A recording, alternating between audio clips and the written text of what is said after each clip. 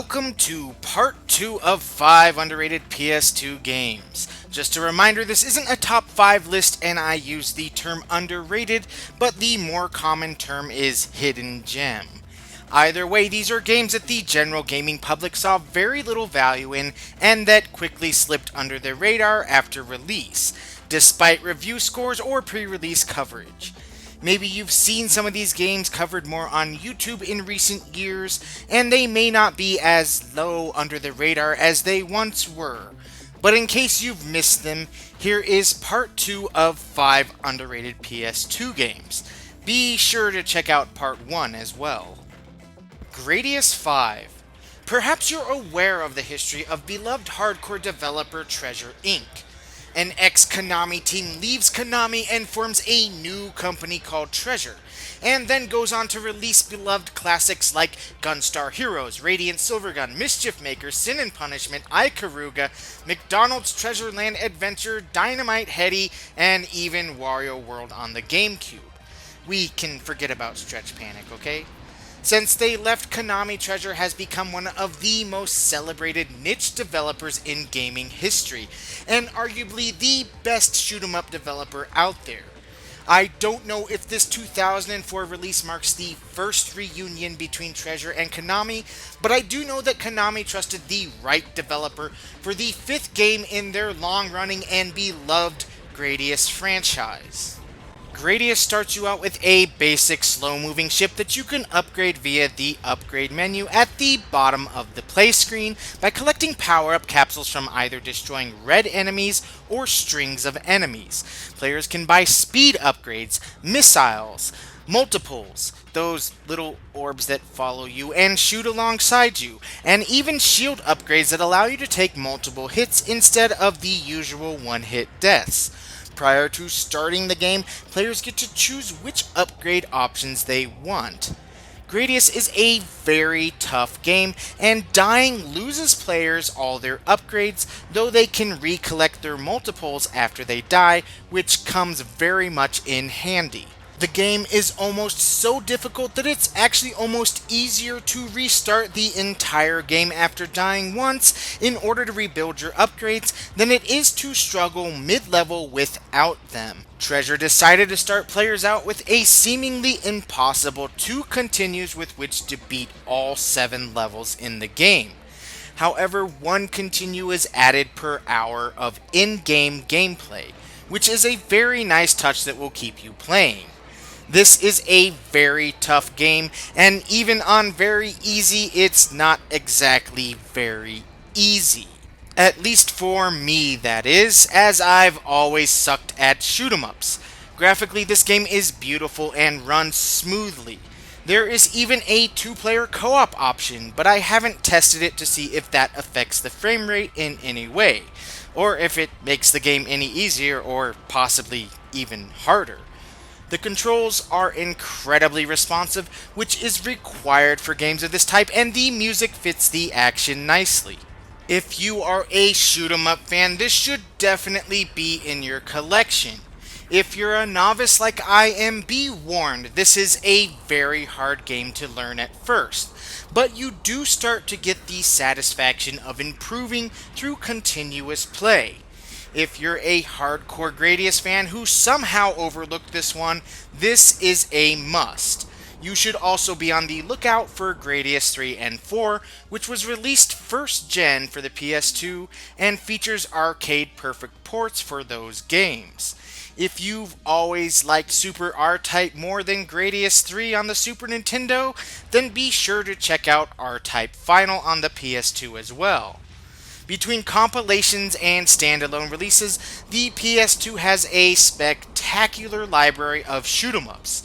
Also, as a heads up, this game is a blue disc CD-based game in case your PS2 has trouble reading CD-based games. The Red Star.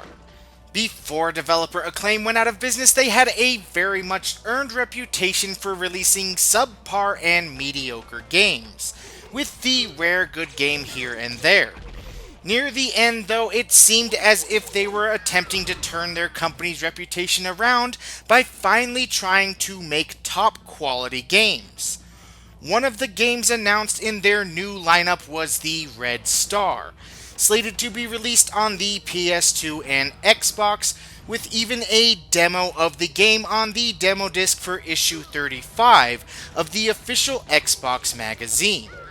The only problem was Acclaim went out of business before this game was ever released, and XS Games, known best for butchering Japanese to North American ports of games, picked up development where Acclaim left off. I would have to go back and find that demo disc to fully see what gameplay and design choices were changed from the Acclaim original, as I'm not sure how much of the game retains Acclaim's original designs, nor how far along they were in development. However, the Red Star is a unique blending of beat-em-ups, Contra-style shooters, and shoot-em-ups, and is a fantastic game for 1 or 2 players to enjoy.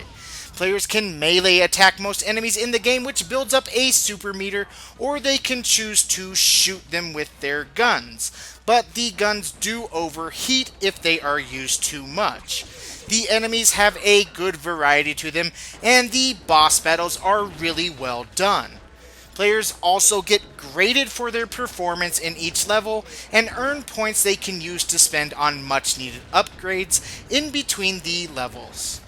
Graphically, the visuals are polished and the frame rate runs smoothly, though it has been years since I have played this game with 2 players, so I don't remember if any frame rate issues occur with an added second player. The music is also very fitting and well done, and the game controls very smoothly. The lock-on system works perfectly. There is a good degree of difficulty in the game, and there are unlockable characters and new modes of play. If you're a fan of beat-em-ups, shoot-em-ups, and Contra-style games, the Red Star is a spectacular pickup that is also much enjoyed with a friend. This game pulls off its unique blending with style and is criminally underrated.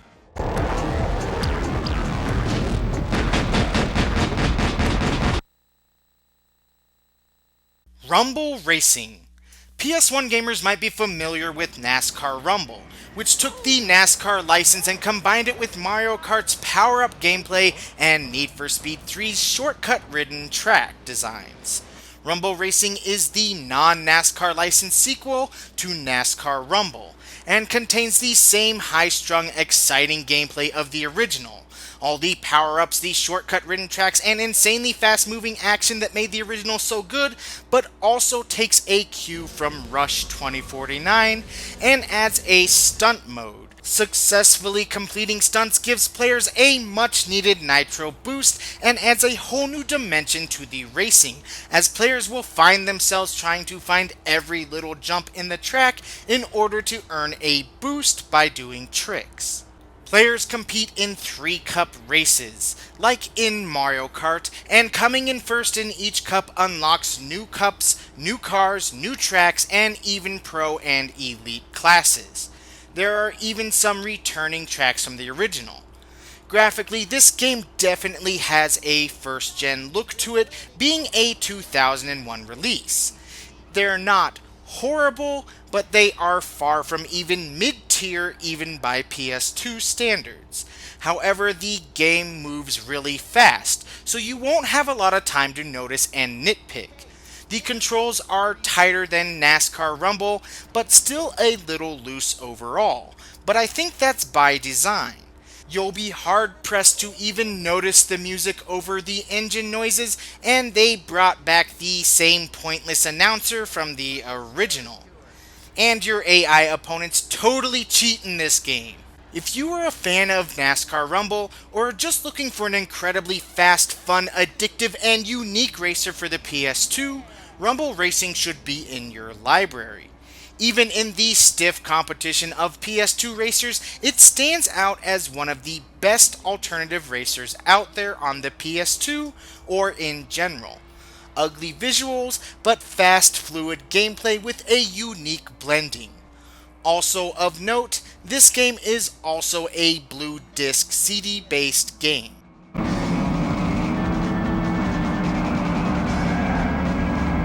Sky Odyssey. This game was released close enough to the PS2's North American launch to basically be considered a launch title in my book. Even if it wasn't available day one, it was released a couple of weeks later. The first thing most gamers will notice about this game, and generally the first thing mentioned in most reviews about it, is the very poor graphics. This was a first-gen PS2 game, but to call it a first-gen PS2 game isn't quite fair to the visual quality of other first-gen PS2 games. Without exaggeration, it literally looks like a high-resolution Nintendo 64 game, lighting and particle effects aside. However, speaking of launch, and speaking of the Nintendo 64, that brings me to the game that Sky Odyssey is most comparable to. If you're a fan of the Pilot Wing series, Sky Odyssey will be right up your alley. This game has a number of modes, from free flight to skywriting, and even flying through hoops if you want to. However, the adventure mode sees players flying through preset courses, hitting checkpoints, and completing objectives along the way. The game kind of reminds me of the Smuggler's Run feel, where the missions are really tough, but you always want to give it just one more try. In fact, in playing this footage, I couldn't even beat the second mission in the game. However, constant failure didn't stop me from trying again and again. This game is tough but very addictive. There are also new courses and new planes to unlock. The controls have a pretty steep learning curve at first, but they don't take long to get a handle on. And there are two control setups to choose from. The music is spectacular and upbeat, sort of RPG adventurous in nature, and really well done. If you're looking for a Pilot Wing style fix on the PS2, or are just wanting to play something uniquely different on the system, Sky Odyssey's challenging yet addictive gameplay might be what you're looking for.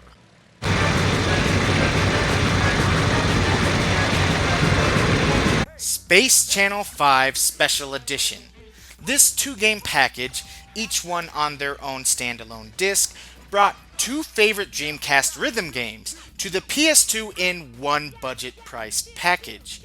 Space Channel 5 takes its cue from games like Parappa the Rappa in combining music with essentially Simon Says style gameplay. Players play as Ulala, a swinging 1960s TV host, in a unique futuristic space setting. I guess you can say these games are generally just quick-time event games, but the rhythm setting disguises it well. What sets these games apart, aside from the cool setting, is they are completely played by ear. Unlike Parappa, there is no meter to tell gamers the right time to input a command. You have to listen and repeat commands back in rhythm. These games test your hand-ear coordination and short-term memory skills. Special Edition combines the original Space Channel 5, which I also own on the Dreamcast, and Space Channel 5 Part 2, which was never brought over to the States. This is an incredible value for gamers, and especially Dreamcast fans who don't want to pay the absurd asking price for the import version of Part 2 on the Dreamcast. Even today, Special Edition has a very cheap fetching price online. The Dreamcast to me will always be that incredible breath of fresh air gaming needed in between the PS1 and N64 and the looming next generation of gaming. And Space Channel 5 has that uniquely Dreamcast feel to it. It isn't that the PS1 and N64 were stagnating from a development standpoint when the Dreamcast hit. It's that we almost forgot how original and zany games could be in the right development environment, and the Dreamcast was the system that allowed niche-style games to shine very brightly.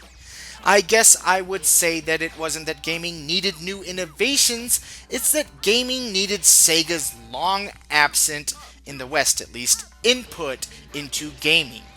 I'm not sure if I can properly word the Dreamcast vibe.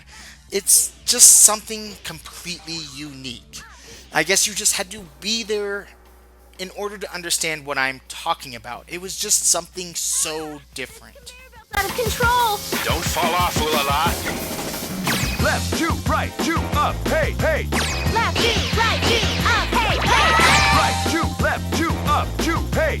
Right, two, left, two, up, two, hey! Up, two, left, two, hey. Up, two!